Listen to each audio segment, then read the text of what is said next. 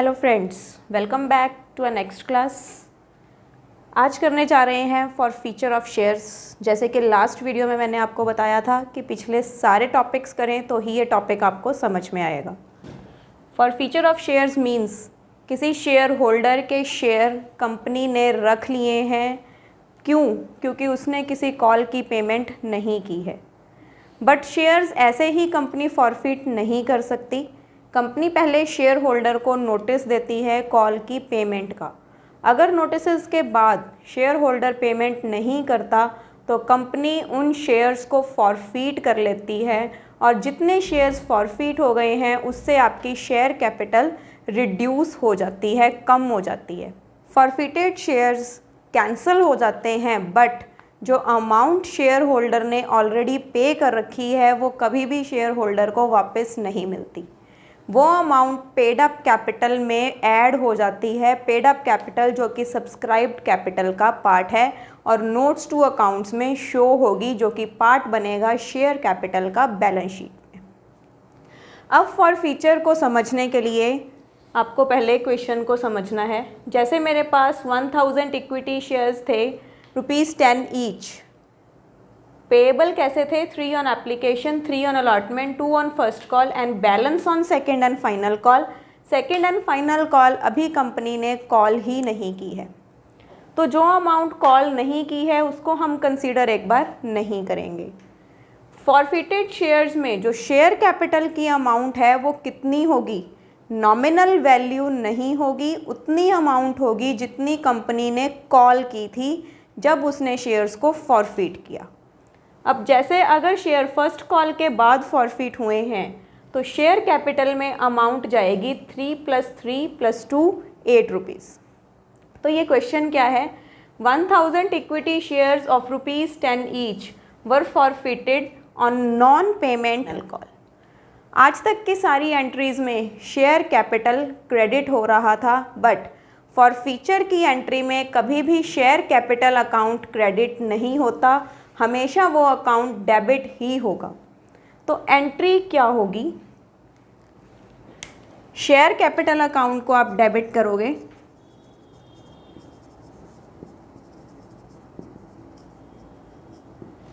Amount will be जितने shares forfeit हुए हैं, जिन पे आपको कॉल्स नहीं मिली हैं। हो सकता है किसी शेयर होल्डर ने अपने जितने उनके पास शेयर है उसमें से कुछ पे उसने कॉल दे दी हो, कुछ पे ना दी हो, तो सिर्फ जितनों पे उसने कॉल्स नहीं दी है सिर्फ वही शेयर्स फॉरफिट होंगे।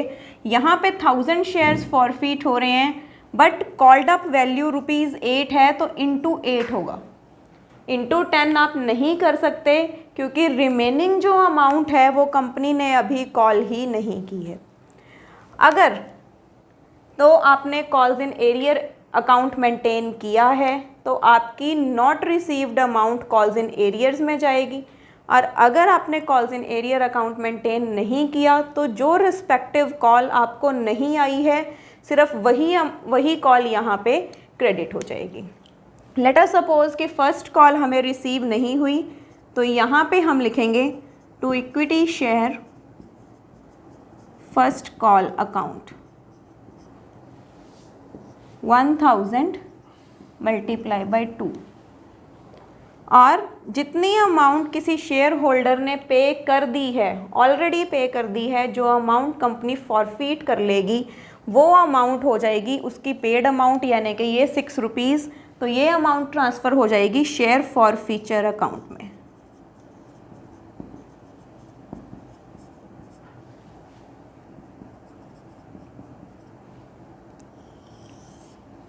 शेयर फॉर फीचर अकाउंट की बेसिक एंट्री क्या है? जिसमें शेयर कैपिटल डेबिट हो जाएगी, अगर अलॉटमेंट नहीं आई तो वो भी क्रेडिट हो जाएगी, जो कॉल नहीं आई वो भी क्रेडिट हो जाएगी और paid amount for feature account में चली जाएगी।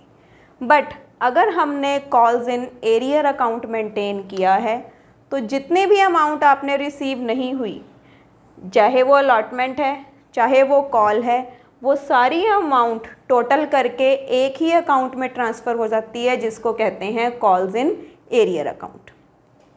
अब इसी क्वेश्चन के एग्जांपल से चलते हैं। अगर इस क्वेश्चन में हमने calls in arrears account maintain किया है तो इक्विटी शेयर फाइनल कॉल के बजाय यहाँ पे हम लिखेंगे 2 calls in arrears account.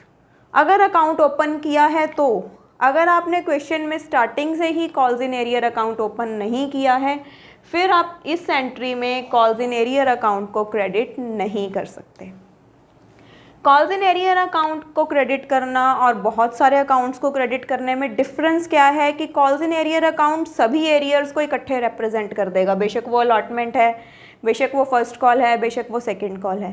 But अगर calls in arrear account open नहीं है तो हर इंस्टॉलमेंट को आपको अलग अलग रिप्रेजेंट करना पड़ेगा, यानी कि जिस इंस्टॉलमेंट की जितनी अमाउंट नहीं आई वो उसी इंस्टॉलमेंट के पैरेलल आपको शो करनी पड़ेगी। अब इसी क्वेश्चन को हम कॉल्स इन एरियर अकाउंट से करते हैं। तो यहाँ पे आ जाएगा equity share capital account debit same to equity share first call नहीं आएगा, बट क्या आएगा 2 कॉल्स इन एरियर अकाउंट, और यहाँ पे आ जाएगा 2 share forfeiture account. Is it clear? XYZ limited issued 50,000 equity shares of ₹10 each, 50,000 shares 10 each, payable on application 2, on allotment 3, on first call 3 and on final call 2, यानी कि 2, 3, 3 and 2। अब तो समझना आसान है, application, allotment, first call, second call. अब यहाँ पे क्या हुआ, परम वॉज अलॉटेड 40 शेयर्स। कोई शेयर होल्डर था परम के नेम से जिसके पास कंपनी के 40 शेयर्स थे। अब परम ने, हमारे पास 3 केस हैं यहाँ पे करने के लिए। अगर परम ने अलॉटमेंट मनी नहीं दी तो एंट्री क्या होगी, अगर उसने अलॉटमेंट के बाद फर्स्ट कॉल नहीं दी तो एंट्री क्या होगी, अगर उसने फर्स्ट कॉल के बाद सेकंड कॉल नहीं दी तो एंट्री क्या होगी। तो तीनों केसेस में एंट्रीज क्या होंगी वो हम यहाँ पे देखेंगे। हर एंट्री में शेयर कैपिटल अकाउंट डेबिट ज़रूर होगा, बट ये नहीं पता कितनी अमाउंट से, बिकॉज डिपेंड करता है कि कौन से इंस्टॉलमेंट के बाद शेयर्स को फॉरफिट किया गया है। अब फर्स्ट केस जो था जिसमें शेयर्स फॉरफिट हो रहे हैं अलॉटमेंट के बाद, तो अगर अलॉटमेंट के बाद शेयर्स फॉरफिट हो गए तो फर्स्ट कॉल या सेकंड कॉल की अमाउंट शेयर कैपिटल में डेबिट नहीं होगी। शेयर कैपिटल अकाउंट कितने से डेबिट होगा, 40 मल्टीप्लाई बाय 5। एग्ज़ाम में आपको ये मल्टीप्लिकेशन वगैरह ऐसे नहीं दिखानी है, सीधा अमाउंट शो करनी है। अब आपको क्या नहीं आया था, 2 equity share allotment account, 2 what, 2 share forfeiture account.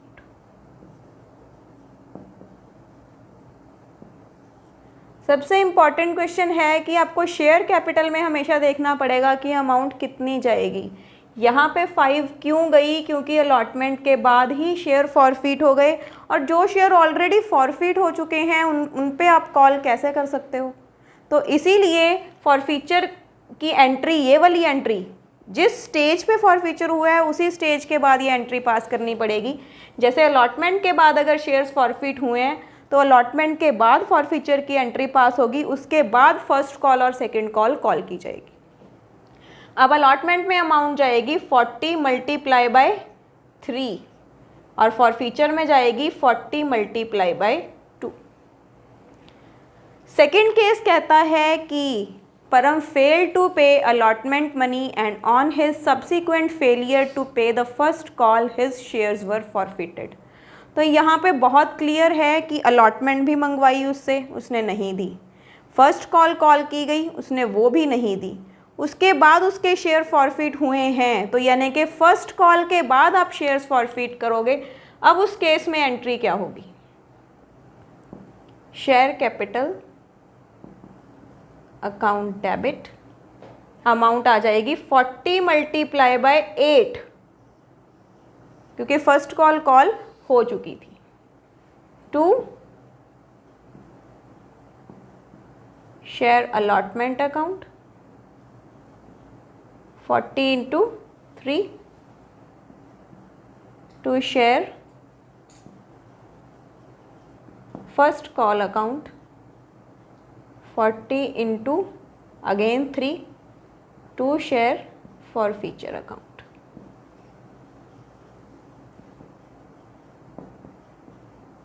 $40 multiply by 2। यहाँ पे 2 इंस्टॉलमेंट्स नहीं आई तो अमाउंट 2 इंस्टॉलमेंट्स की हमने यहाँ क्रेडिट कर दी। अगर calls in arrear account maintain होगा तो इन दोनों की जगह हम क्या कर देंगे, calls in arrear account 40 multiply bye 6, और यहाँ पे भी हम लिख सकते हैं 2 calls in arrear account 40 multiply by 3। अब आता है कि अगर परम ने सेकेंड अलॉटमेंट दे दी है बट फर्स्ट कॉल और सेकेंड कॉल नहीं दी, तो अलॉटमेंट तो आ गई, तो जितनी अमाउंट आ गई वो फॉरफिट हो गई, ठीक है। बट शेयर कैपिटल में अब अमाउंट जाएगी फुल नॉमिनल वैल्यू, क्योंकि फुल अमाउंट कॉल्ड अप है। 40 multiply by 10 to share first call account, 40 multiply by 3 to share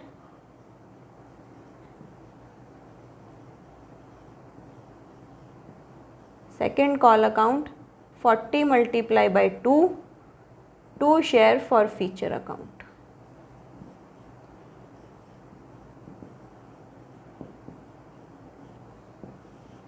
यहाँ पे आएगा, ये भी आ गई थी कंपनी को और अलॉटमेंट भी आ गई थी, तो 40 मल्टीप्लाई बाय 5। यहाँ से क्लियर क्या हुआ कि जितनी अमाउंट कंपनी ने रिसीव कर ली है वो सारी amount share forfeiture account में जाती जाएगी, और जो अमाउंट रिसीव नहीं हुई है वो रिस्पेक्टिव कॉल्स में क्रेडिट हो जाएगी। अगर रिस्पेक्टिव कॉल्स में नहीं तो कॉल्स इन एरियर में क्रेडिट हो जाएगी। इसी एंट्री के लिए अगर हम कॉल्स इन एरियर अकाउंट से एंट्री करना चाहें तो कैसे होगी, share capital account debit 10 to calls in arrears account, that will be 40 into 5 full amount in one call, and to again share for future account 40 multiply by 5। forfeiture of shares दो तरह से होता है, when shares are issued at par and when shares are issued at premium। इस lecture में हम करेंगे forfeiture of shares which were issued at par. Premium को हम डिस्कस करेंगे हमारे नेक्स्ट लेक्चर में। तो क्वेश्चन के थ्रू हम इसको डिस्कस करते हैं। किसी भी कंपनी ने 1 लाख शेयर्स इशू किए बट उसको एप्लीकेशंस आई 1,40,000 शेयर्स की। शेयर्स पेएबल कैसे थे, 3 on application 4 on allotment and balance when required, यानी कि बैलेंस अमाउंट अभी कंपनी ने मंगवाई नहीं है। शेयर कितने का था, 10 रुपीज़ का शेयर, 3 रुपीज़ कंपनी ने अभी कॉल ही नहीं किए हैं। 1,40,000 एप्लीकेशंस अगर आई हैं तो हमें प्रोरेटा अलॉटमेंट की कंपनी ने 80,000 को दिए फुल, 50 को दिए 20 और 10,000 को कुछ नहीं दिया। ये सब हम मेरी कौन सी वीडियो में आप देख सकते हैं, ओवर सब्सक्रिप्शन वाली वीडियो में, जिसमें इन सब की डिटेल्स मैंने दी हुई हैं। तो अगर यहाँ पे अमाउंट एक्सेस आई है तो एडजस्ट उसे सिर्फ हम अलॉटमेंट में कर सकते हैं। क्यों? क्योंकि कंपनी ने कॉल तो अभी की नहीं है, राइट। तो अब यहाँ पे आपने करना क्या है, वैसे भी क्वेश्चन ने ये स्पेसिफाई भी नहीं किया है कि अमाउंट कहाँ जाएगी। कॉल में जाने के लिए कंपनी ने बोला नहीं है, बट हम बाय डिफ़ॉल्ट मान लेते हैं कि अमाउंट जो है वो अलॉटमेंट में चली गई। बाकी सर्कमस्टांसेस या क्वेश्चन पे डिपेंड करते हैं कि अमाउंट कॉल पे जाएगी या नहीं जाएगी, वो आपको क्वेश्चन को रीड करके समझ में आ जाएगा। इस केस में क्या हुआ, 80,000 वालों को मिली फुल, तो सबसे पहले एंट्रीज वैसे ही रहेंगी। सबसे पहली एंट्री आप वही करेंगे, bank account debit to share application account.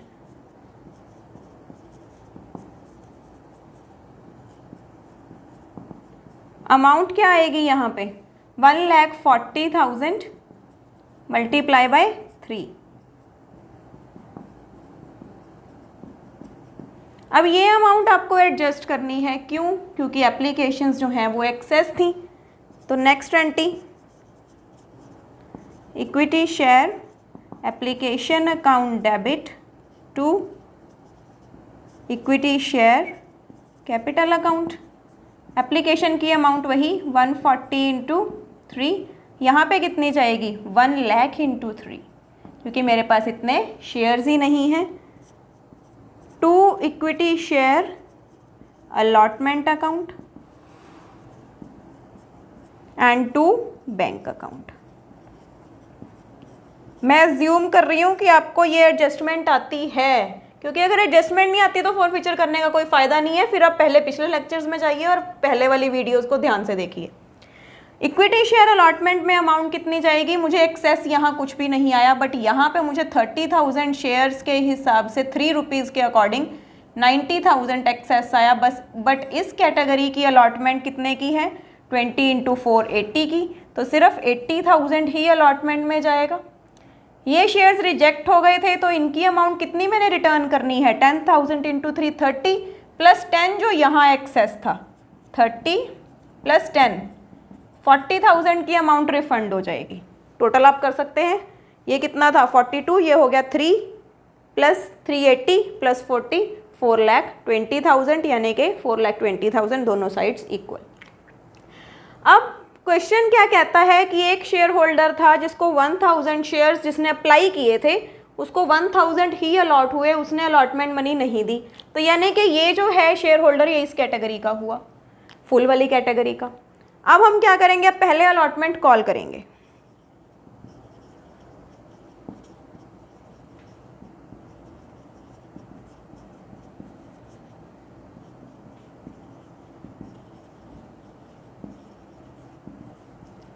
Allotment हमेशा फुल अमाउंट पे कॉल होगी, 1 lakh multiply by 4,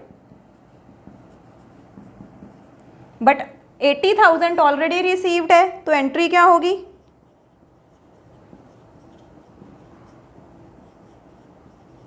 to equity share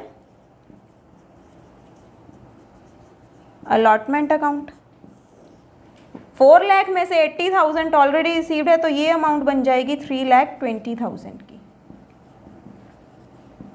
but अब एक मेरे पास यहाँ पे है डिफॉल्टर, तो कंपनी ने अलॉटमेंट के बाद इस डिफॉल्टर के शेयर्स फॉरफीट कर लिए। फॉरफीट करने के लिए फिर से शेयर कैपिटल को करेंगे डेबिट,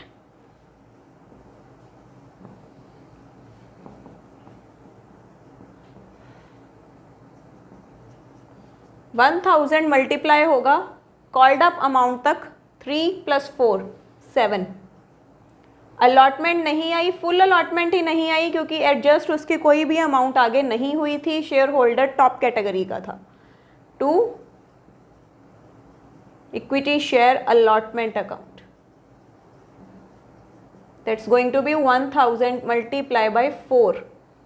एप्लीकेशन मनी सिर्फ पेड थी और वो अमाउंट चली जाएगी आपकी शेयर फॉरफीचर अकाउंट में, और वो अमाउंट जाएगी कितनी 1000 मल्टीप्लाई बाय 3।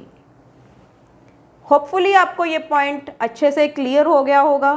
अगर नहीं हुआ स्टिल पीछे लेक्चर्स को देखें, फिर इस लेक्चर को सुने, अदरवाइज फॉरफीचर ऑफ शेयर्स आपको कभी भी नहीं आएगा।